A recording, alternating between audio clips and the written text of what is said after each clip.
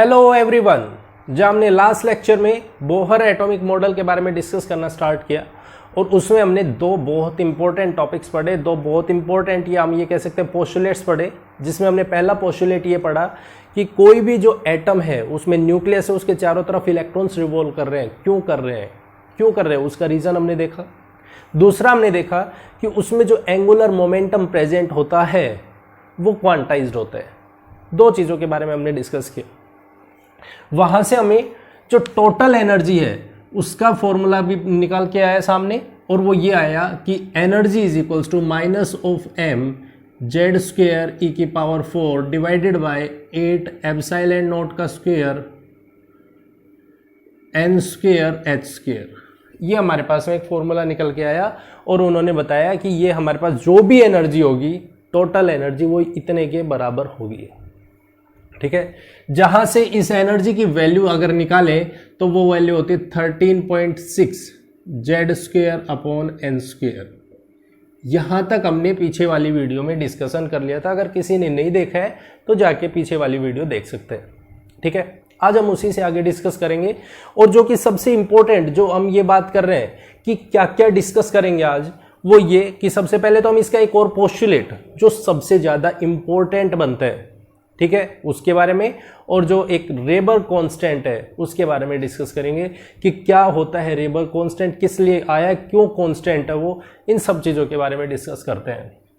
सबसे पहली चीज़ हम इसमें ये डिस्कस करना स्टार्ट करते हैं कि क्योंकि हमें एक एटम के बारे में डिस्कस कर रहे हैं और एटम के बारे में हमारे पास में ये बात पता चल गई कि उसके पास न्यूक्लियस होता है और उसके चारों तरफ सर्कुलर पाथ होते हैं, सर्कुलर ऑर्बिट्स प्रेजेंट होते हैं। ऑर्बिट्स का मतलब कि उसमें इलेक्ट्रॉन जो रिवॉल्व कर रहे हैं उनका एक रास्ता होता है। बात क्लियर है? अब उन्होंने क्या बोला, उन्होंने एक चीज बोल दी, तीसरा पॉइंट उन्होंने एक चीज और मिला के बोला कि जो भी ऑर्बिट में इलेक्ट्रॉन्स रिवॉल्व करते हैं उन सभी की एनर्जी फिक्स होती है। एनर्जी फिक्स्ड होती है। एनर्जी फिक्स होती है, इसका मतलब क्या हुआ, इलेक्ट्रॉन जो जिस रास्ते में रिवॉल्व कर रहे हैं, मान लो इलेक्ट्रॉन यहां पे रिवॉल्व कर रहे हैं, इस तरीके से रिवॉल्व कर रहे हैं यहां पे, तो ये ना तो ये एनर्जी को रिलीज करेगा, अपने अंदर से एनर्जी को निकालेगा, और ना ही ये एनर्जी को एब्जॉर्ब करेगा। मतलब सिंपल सा है, उनका सिंपल सा एक कॉन्सेप्ट था कि यहां पे जो भी इलेक्ट्रॉन घूमेगा, चाहे वो इस सेल में घूमे, चाहे वो इस सेल में घूमे, चाहे वो यहां घूमे, हर जगह पे, यहां पे इस जगह पे घूमने वाली एनर्जी फिक्स होगी इसकी, यहां पे उसकी फिक्स होगी, यहां पे उसकी एनर्जी फिक्स होगी। जैसे तो उन्होंने यहां से जो एनर्जी है वो कैलकुलेशन की।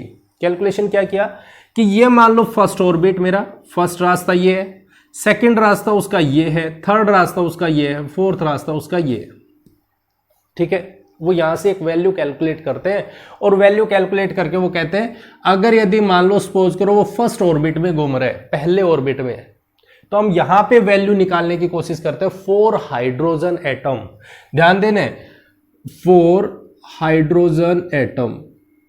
अब वो क्यों लेते हैं हम हाइड्रोजन एटम? क्योंकि हाइड्रोजन के पास में एक इलेक्ट्रॉन प्रेजेंट होता है, एक ही प्रोटॉन प्रेजेंट होता है, न्यूट्रॉन नहीं होता है, तो उसका एटॉमिक नंबर भी 1 होता है। हमें कैलकुलेशन करने में, या हम ये कह सकते हैं हमें जो भी यहाँ पे कैलकुलेशन करेंगे वो बहुत आसानी हो जाएगी। ठीक है, हाइड्रोजन के लिए हम बहुत आसानी से कैलकुलेट कर सकते हैं।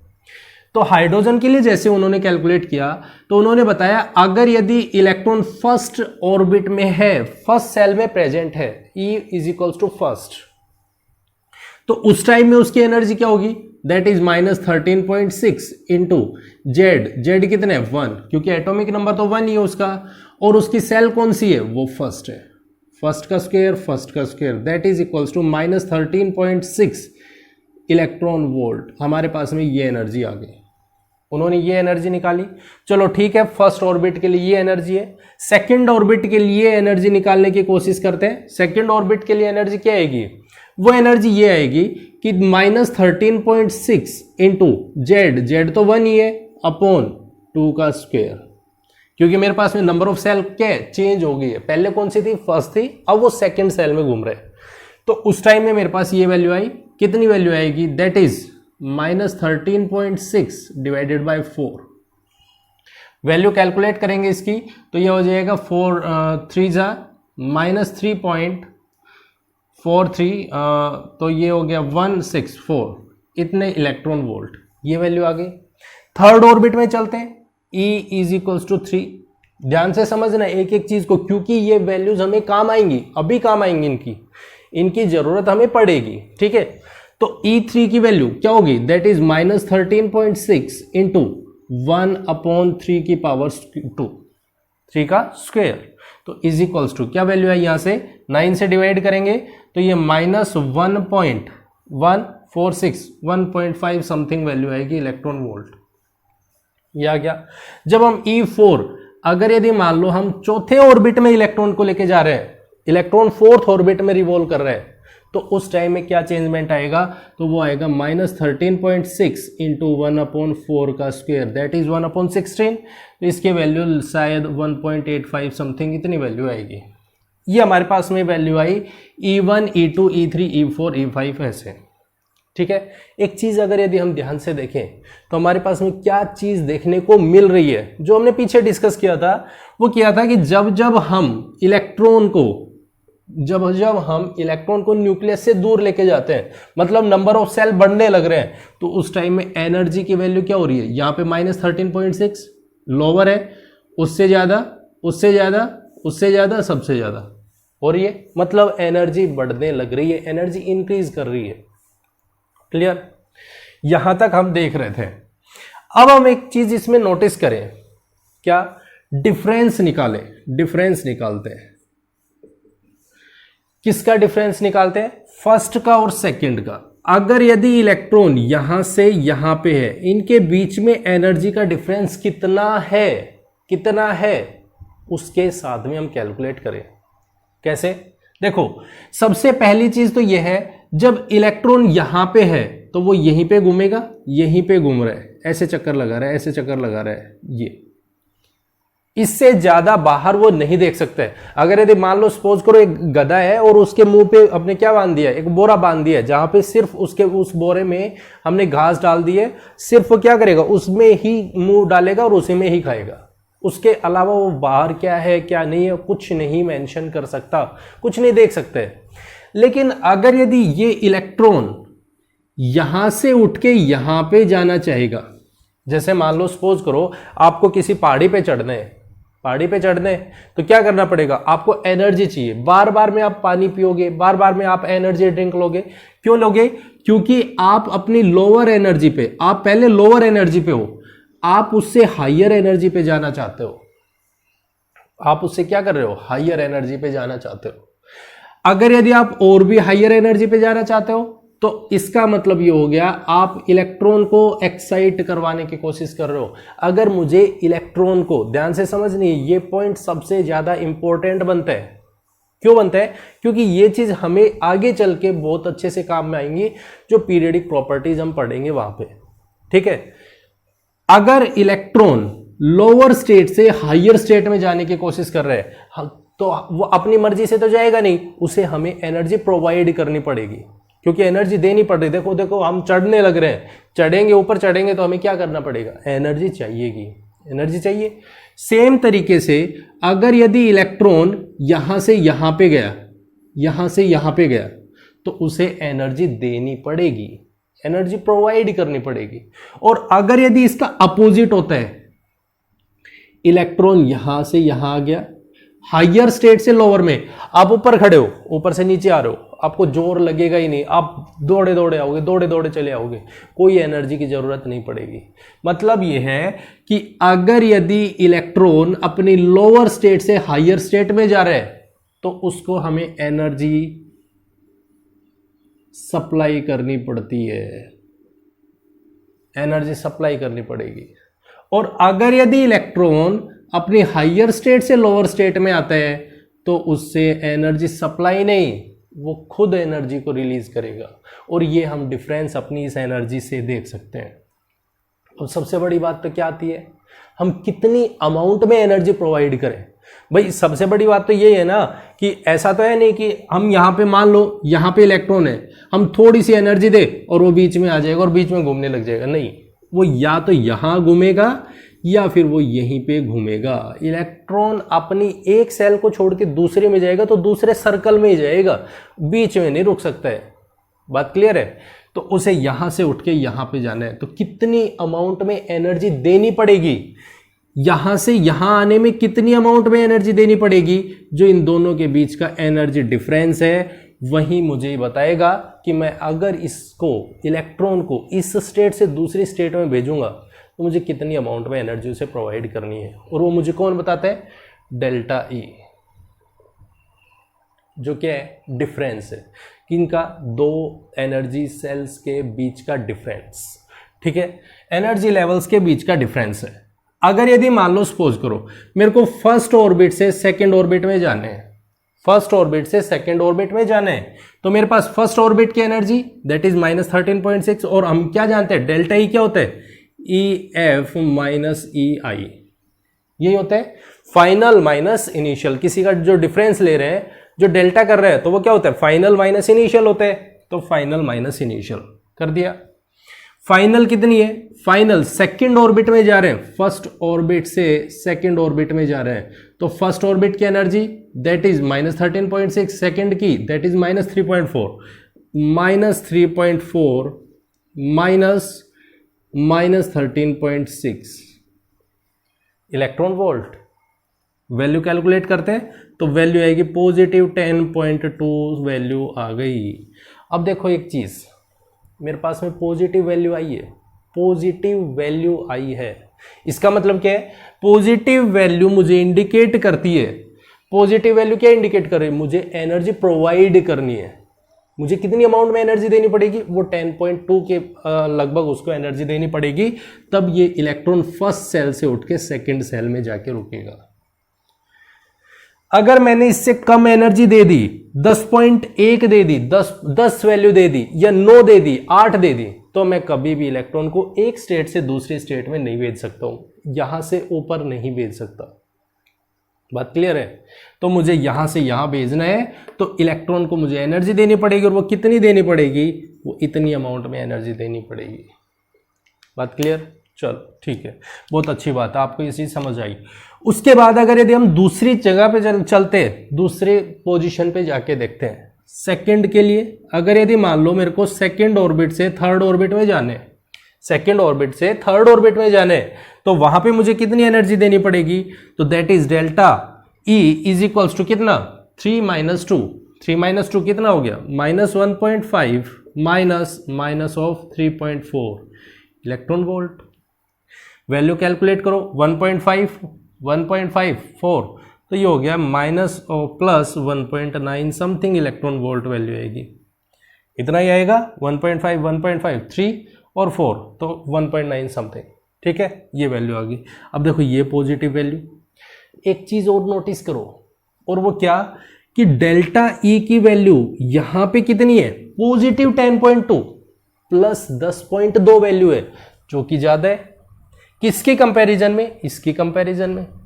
यहां पे तो हमें 1.9 इलेक्ट्रॉन वोल्ट देनी पड़ रही है, यहां पे एनर्जी हमें 1.9 देनी पड़ रही है, और यहां से यहां पे ज्यादा अमाउंट में एनर्जी देनी पड़ रही है। इसका मतलब ये हो गया, जैसा हमने पीछे रिलेशन देखा था कि कैसे कैसे हम इंक्रीज करते हैं, जब नंबर ऑफ सेल बढ़ती है तो रेडियस क्या हो रही थी? बढ़ रही थी। काइनेटिक एनर्जी क्या हो रही थी? घट रही थी। पोटेंशियल एनर्जी बढ़ रही थी और एनर्जी बढ़ रही थी। लेकिन हम यहां पे देखेंगे तो डेल्टा ई की वैल्यू लगातार घटती जाएगी। कब घटती जाएगी? अगर यदि हम एक लोअर लेवल से अपर लेवल पे जाएंगे तो। बात क्लियर है? हमें एनर्जी प्रोवाइड करनी पड़ेगी। हमें अगर नजदीक है तो वहां पे ज्यादा एनर्जी देनी पड़ेगी, और जितना दूर जाता जाएगा न्यूक्लियस से उतनी ही उसको amount of energy come provide करनी पड़ेगी। बहुत बहुत बहुत इंपॉर्टेंट कॉन्सेप्ट बन गया, बहुत इंपॉर्टेंट टॉपिक बन गया हमारे लिए। क्यों बन गया? क्योंकि इसी के बेसिस पे हम एक आयनाइजेशन वर्ड पढ़ते हैं। आयनाइजेशन क्या होता है? आयनाइजेशन का मतलब ये होता है कि अगर मेरे को मान लो, सपोज करो मेरे को मान लीजिए मुझे इलेक्ट्रॉन है जो यहाँ पे न्यूक्लियस है, और न्यूक्लियस के चारों तरफ इलेक्ट्रॉन घूमने लग रहे हैं। ठीक है, मुझे इलेक्ट्रॉन को यहां से उठाना है और मैं किसी इनफाइनाइट डिस्टेंस पे लेके चला जाऊं। इनफाइनाइट डिस्टेंस का मतलब मैं उस एटम से इलेक्ट्रॉन को ही बाहर निकाल दूं। आयनाइजेशन एनर्जी, मेरे पास में एक बहुत इंपॉर्टेंट टॉपिक आता है, पॉइंट बनता है, और वो क्या, अगर मैंने किसी भी एटम से इलेक्ट्रॉन को, जो कहां पे है, उसकी लोअर सेल में है, कहीं भी हो, चाहे वो उसकी फर्स्ट में हो चाहे वो उसकी लास्ट सेल में हो, मैं उसको उठाऊं और उस एटम से बाहर निकाले जाऊं, मतलब इनफाइनाइट डिस्टेंस पे लेके चला जाऊं, इनफाइनाइट नंबर ऑफ सेल पे लेके चला जाऊं। क्योंकि हमें एक बात पता है, एटम के बाहर इनफाइनाइट नंबर ऑफ सेल्स होते हैं, और जब आप बाहर लेके जा रहे हैं तो इसका मतलब क्या है, हम इनफाइनाइट पे ही जा रहे हैं। भाई बाहर जा रहे हैं तो कहाँ जा रहे हैं, वो इनफाइनाइट पे तो जा रहे हैं। इसका मतलब मुझे एनर्जी कैलकुलेट करनी है। अगर मैं फर्स्ट ऑर्बिट से उसको बाहर लेके जा रहा हूं, इनफाइनाइट डिस्टेंस पे लेके जा रहा हूं, तो मुझे एनर्जी कैलकुलेट करनी है। और वो क्या होगी, इनफाइनाइट से मैं 1 से इनफाइनाइट पे जा रहा हूं, तो मैं क्या कैलकुलेट करता हूं, E infinite minus E of first orbit. दोनों के बीच का डिफरेंस ले लेते हैं। भाई दोनों के बीच का मैं डिफरेंस अगर यदि मेंशन कर देता हूं तो मैं बहुत आराम से ये कह सकता हूं कि मेरे को एनर्जी निकालनी आ गई, बिल्कुल आ गई। ई इनफाइनाइट क्या होगा, दैट इज माइनस, हम फॉर्मूला पढ़ते आए हैं, कौन सा फॉर्मूला पढ़ा है हमने फॉर्मूला पढ़ा है -13.6 into Z square upon n square, और एन की वैल्यू क्या है, दैट इज इनफाइनाइट का square, minus 13.6 Z square, Z तो मेरा 1 है, ये लो यहां भी 1 ले लेते हैं, यहां भी 1 ले लेते हैं, एन स्क्वेयर दैट इज 1, तो मेरे पास में वैल्यू आ गई, ये तो टर्म क्या हो गई, 0 हो गई, माइनस ऑफ 13.6, तो वैल्यू आ गई +13.6 इलेक्ट्रॉन वोल्ट।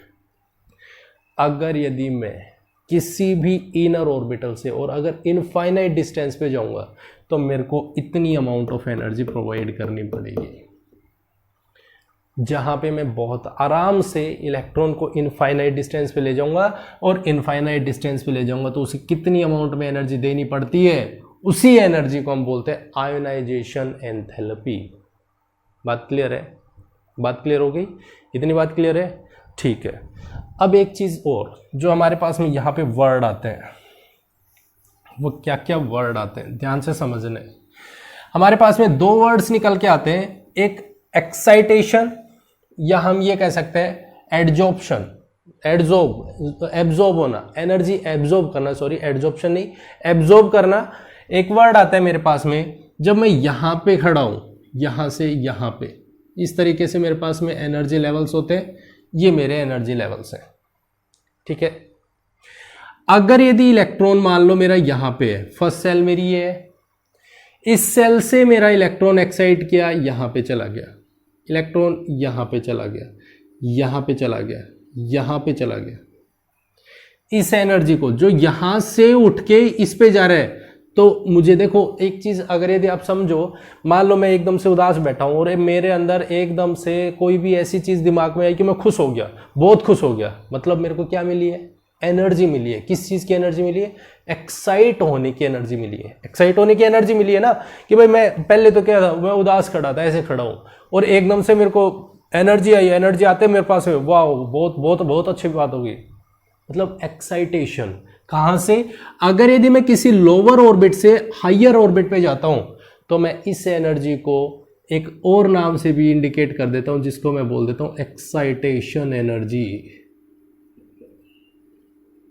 क्या बोल देते हैं हम, एक्साइटेशन एनर्जी। अगर यदि इलेक्ट्रॉन अपने लोअर ऑर्बिट से हायर ऑर्बिट पे जाता है, लोअर ऑर्बिट से हायर ऑर्बिट पे जाते हैं, तो हम उसको एक्साइटेशन एनर्जी का भी नाम दे देते हैं, कि वो एक्साइट करवाना पड़ रहा है, हमें एनर्जी देनी पड़ रही है। बात क्लियर है, तो हम इस तरीके से भी इसको इंडिकेट करते हैं।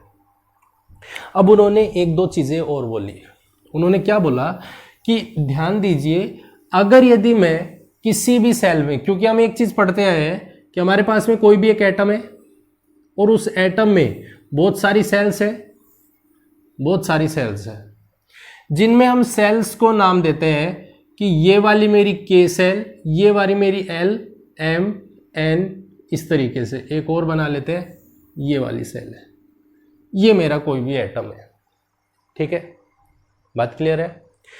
हम इनमें नाम मेंशन करना स्टार्ट करते हैं। नाम क्या मेंशन करते हैं कि जो के सेल है, जो के सेल है, हम इसको खाली के सेल नहीं बोलेंगे, हम इसको एक नाम देते हैं। और नाम क्या देंगे, हम इनको नाम देते हैं, के को तो हम बोल देते हैं लाइमन सीरीज, लाइमन सीरीज।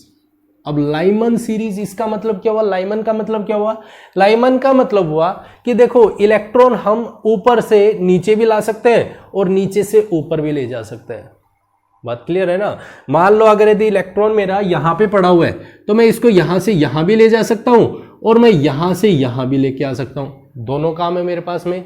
मैं ऊपर से नीचे भी ला सकता हूं, नीचे से ऊपर भी ले जा सकता हूं। कब कब, जब मैं उसको एनर्जी दूंगा, मैं उसको एनर्जी प्रोवाइड कर दूं। तो एनर्जी प्रोवाइड करते ही मेरे को क्या मिलेगा, मुझे देखने को मिलेगा कि वो इलेक्ट्रॉन यहां से उठ के वो यहां पे चला गया है, यहां से उठ के वहां पे चला गया है।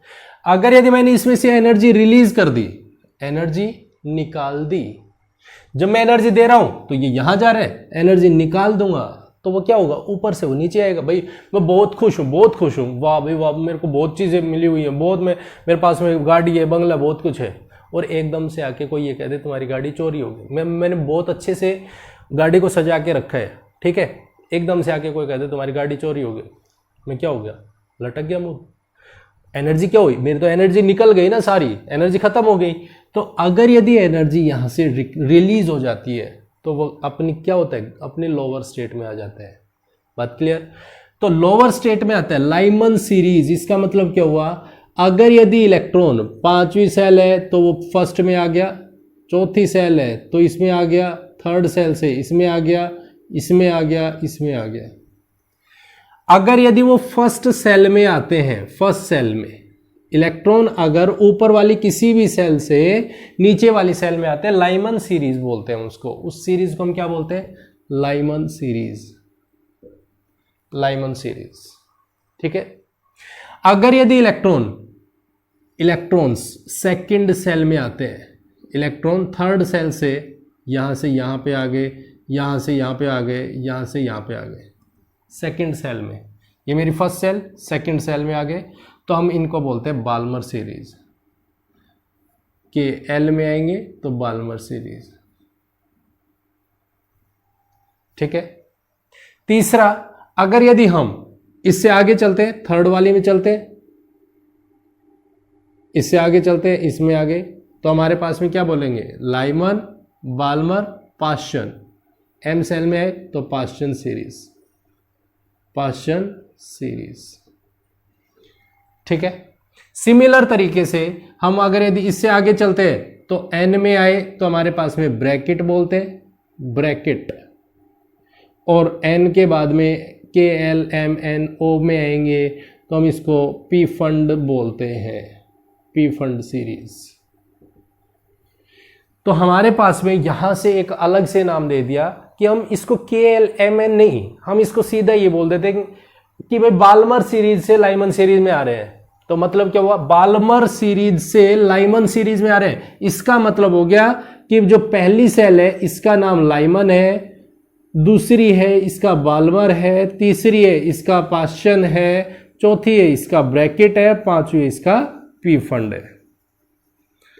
अगर यदि वो ये बोल रहे हैं कि बाल्मर सीरीज से लाइमन सीरीज में गए, इसका मतलब क्या है कि हम सेकंड सेल से फर्स्ट सेल में गए हैं, सेकंड सेल से फर्स्ट सेल में गए।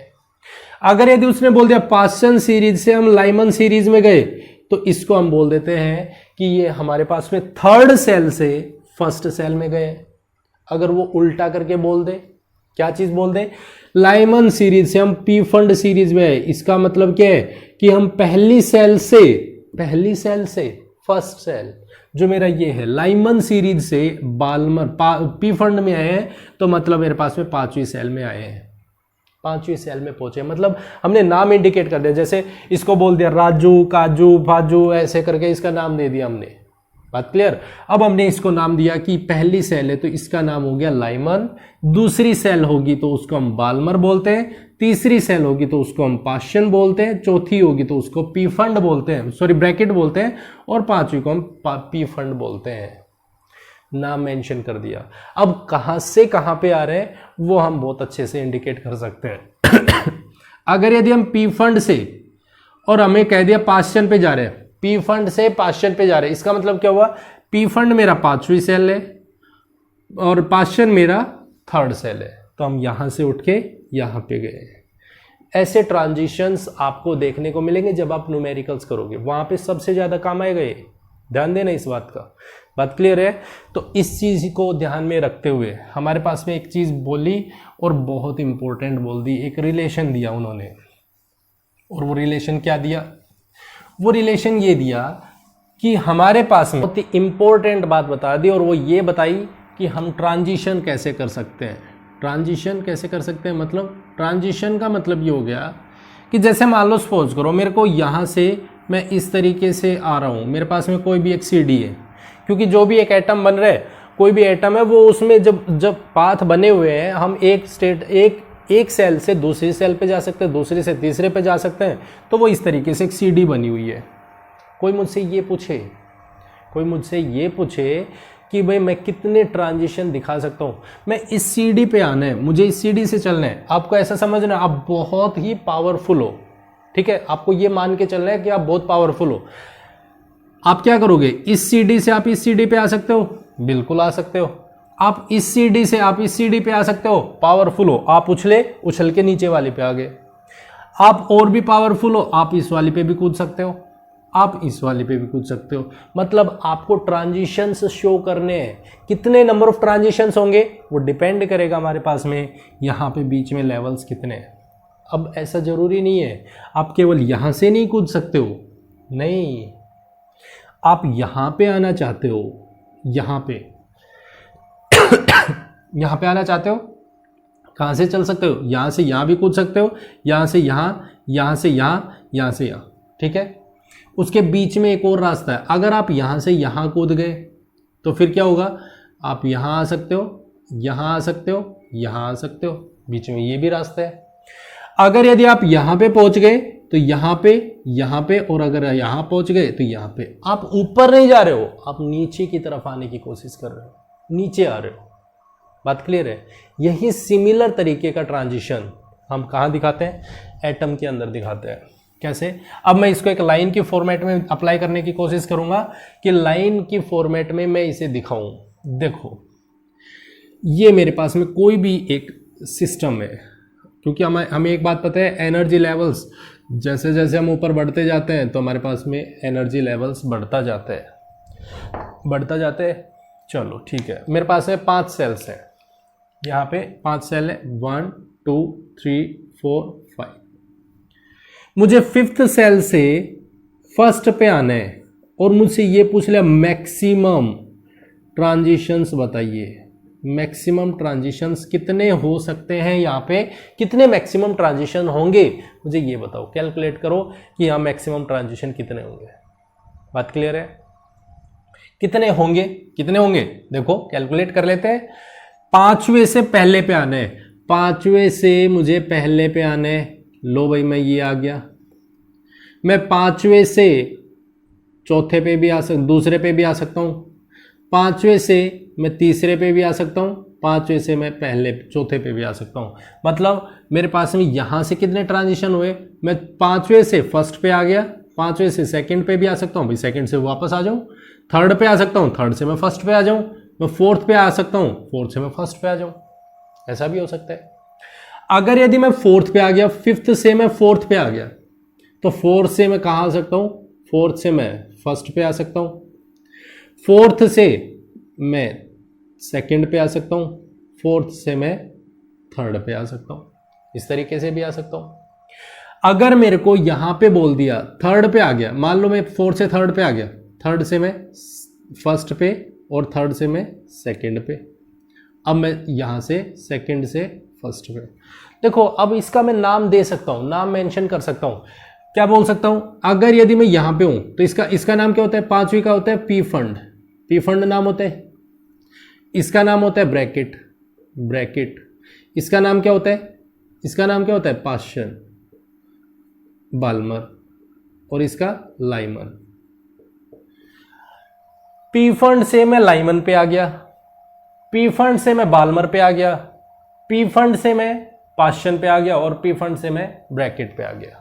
इसका नाम ये हो सकता है। हमें क्वेश्चन आएंगे ना, तो क्वेश्चंस इस फॉर्मेट में ही गिवन मिलेंगे कि मैं ट्रांजिशन इस लेवल से इस वाले लेवल पे कर रहा हूं, तो मुझे वो समझना है, मुझे पॉइंट पकड़ना होगा कि वो मेरा कौन सा पॉइंट है, एन की वैल्यू कौन सी है, कितने के बीच में डिफरेंस दे रहे हैं, ये मुझे ध्यान से समझना है। बात क्लियर है? अब एक चीज मेरे को यहां पे नोटिस करने वाली है कि मैं 5वें से पहले पे आ रहा हूं, मुझसे पूछा क्या है, मैक्सिमम नंबर ऑफ ट्रांजिशंस पूछे हैं, कितने हुए गिनो, गिन के देखते हैं। 1, दैट इज 2, दैट इज 3, 4, 1 2 3 4, 4 तो ये हो गए, 5 6 7 8 9 10, तो total number of maximum transitions कितने हो गए, 10 ट्रांजिशंस हो गए। अब इसको हम मान लो ये तो 5 तक पूछा है, किसी ने 10 बोल दिया कि 10 से हम पहले पे आ रहे हैं, बताओ अब उसके लिए कोई लाइन बनाना थोड़ी स्टार्ट करेंगे। तो उसके लिए एक हमें फॉर्मूला दिया गया कि जो मैक्सिमम नंबर ऑफ ट्रांजिशंस है वो n into n minus 1 upon 2 के बराबर होता है। n into n minus 1 upon 2 के बराबर होता है। n क्या है, n मेरी जो हाइयर वैल्यू है, देखो कितनी है, 5 है, 5 minus 1 upon 2 that is 20 upon 2 that is 10, देखो यही वैल्यू आ रही है। सपोज करो आपसे पूछ लिया 4th ऑर्बिट से हम 1st ऑर्बिट पे आना चाहते हैं, करो कैलकुलेट, तो आप क्या करोगे, 4th से 1st पे आना चाहते हैं, तो n is equals to that is 3, n minus 1, n minus 1 3, और n की value that is 4 divided by 2 that is 6। देखो करो कैलकुलेट, 1 2 3 4 5 6, तो हमारे पास में इस तरीके से नंबर ऑफ ट्रांजिशंस हम कैलकुलेट कर सकते हैं बहुत आसानी से। बात क्लियर हो गई, इतनी बात क्लियर हो गई, चलो ठीक है।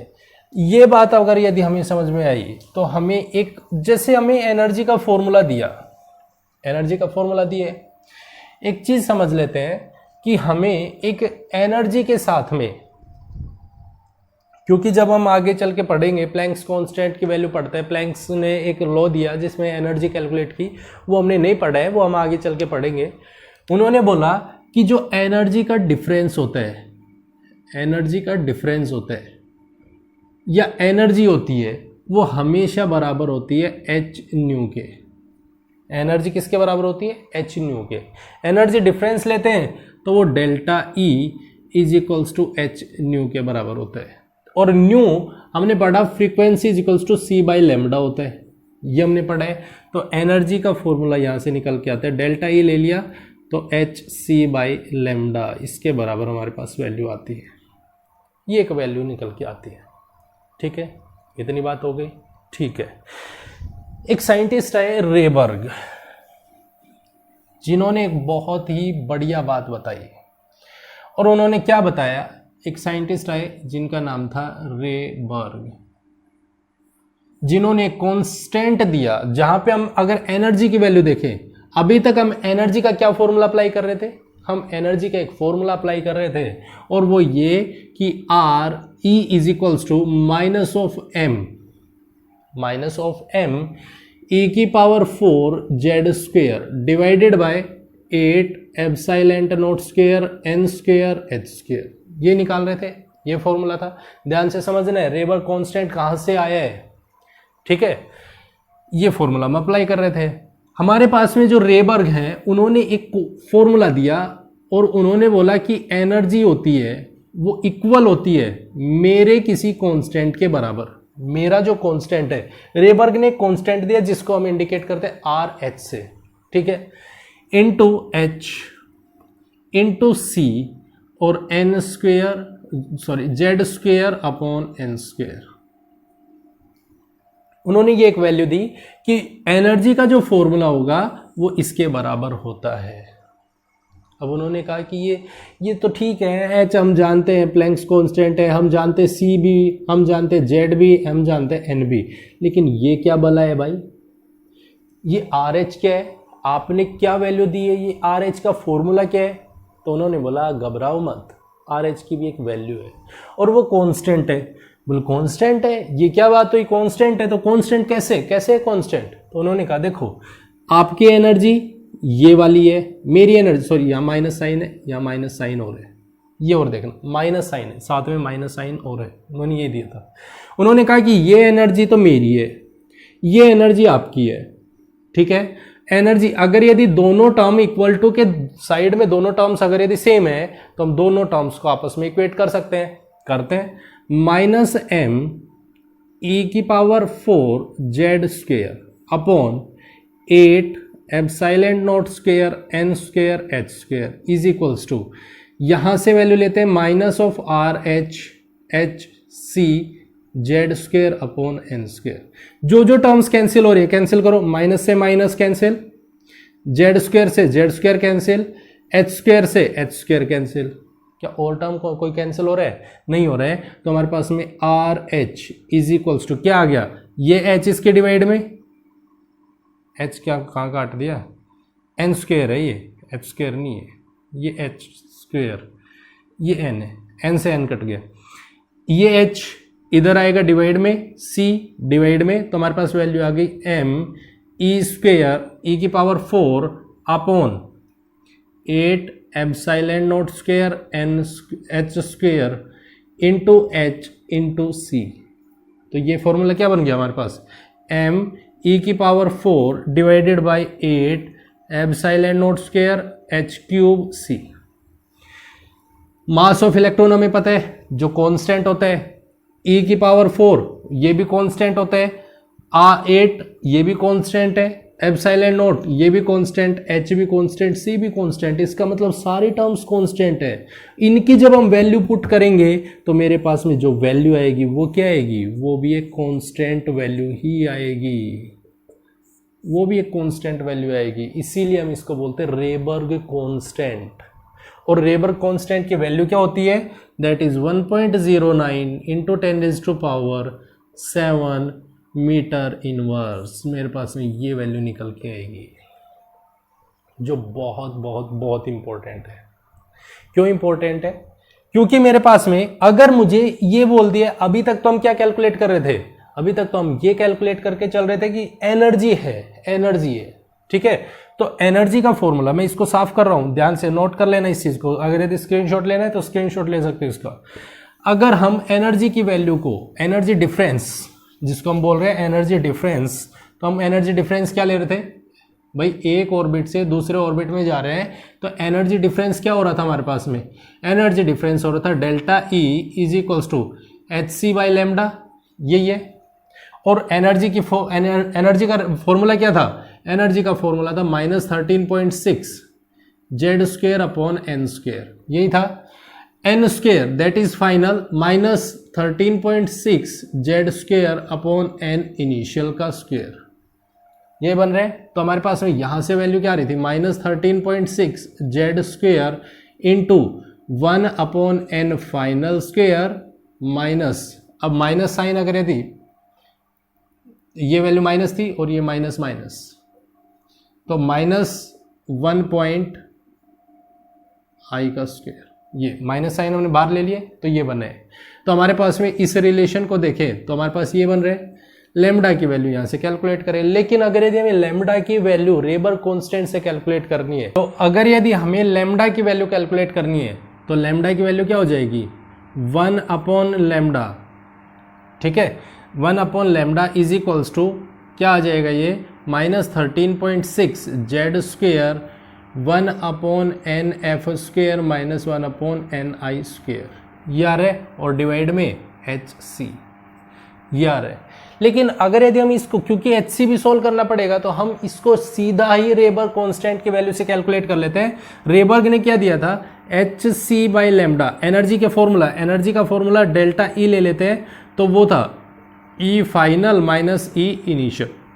ई फाइनल क्या था, that is minus R H H C Z square upon, क्योंकि हम हाइड्रोजन एटम के लिए ले रहे हैं तो जेड इज इक्वल्स टू 1, लेकिन फिर भी जेड मेंशन कर सकते हो, एन फाइनल का square minus n Z square upon n initial का स्क्वेयर, ये वैल्यू आ रही है, यही वैल्यू आई है।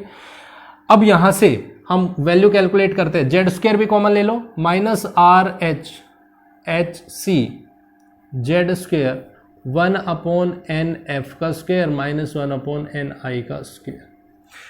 डेल्टा ई किसके बराबर होता है, एच सी बाई लेमडा, इसके बराबर होते हैं।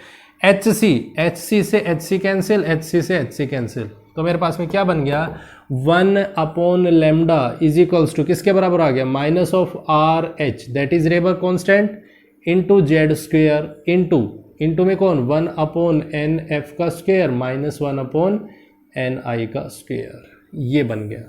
अब आपको एक चीज और भी पता है, 1 अपॉन लेमडा किसके बराबर होते हैं, 1 अपॉन लेमडा किसके बराबर होते हैं, म्यू के बराबर, म्यू बार के बराबर। यहां से तो हमने वेवलेंथ निकाली है, वेवलेंथ निकाल रहे हैं, वेवलेंथ के अलावा अगर यदि हमें फ्रीक्वेंसी पूछ लिया तो फ्रीक्वेंसी निकाल दो। तो हमें अलग अलग तरीके से क्वेश्चन पूछे जाएंगे, म्यू बार निकालना है तो म्यू बार क्या हो गया, यही तो होता है 1 upon lambda is equals to mu bar, 1 upon lambda is equals to mu bar, तो minus R H Z square 1 upon N F square minus 1 upon N I square, ये बन गया।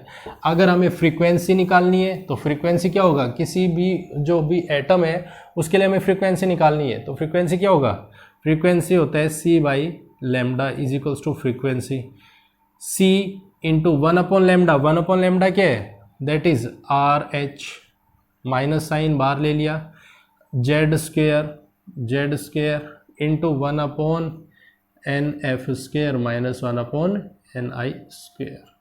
तो हम इस तरीके से इसकी वैल्यूज़ को कैलकुलेट कर लेते हैं। ध्यान आ गया, बात क्लियर है, एकदम समझ में आ गया।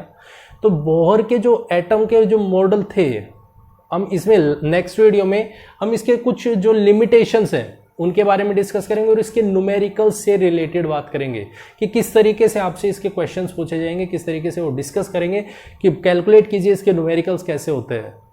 ठीक है, न्यूमेरिकल वैल्यू दे देंगे आपको, यहाँ पे वैल्यू पुट करवा लेंगे, भाई जेड की वैल्यू ये है, एन की वैल्यू चेंज करवा देंगे, तो वो वैल्यूज अलग अलग कैलकुलेट करेंगे, न्यूमेरिकल्स को सॉल्व करके देखेंगे, न्यूमेरिकल्स की प्रैक्टिस करेंगे। बात क्लियर। तो ये था हमारा आज का लेक्चर जिसमें हमने डिस्कस किया है जो बोर का जितना बचा हुआ पोर्शन था उसके बारे में, क्या क्या उसने एक्सप्लेन किया, structure of atom, stability of atom, उसके बारे में एक्सप्लेन करते हैं। क्लियर। तो आई होप आप लोगों के लेक्चर पसंद आया होगा। अगर पसंद आया है तो इसे लाइक, कमेंट और शेयर जरूर करें, और चैनल को अभी तक सब्सक्राइब नहीं किया है तो चैनल को सब्सक्राइब जरूर करें। Thank you very much and have a nice day.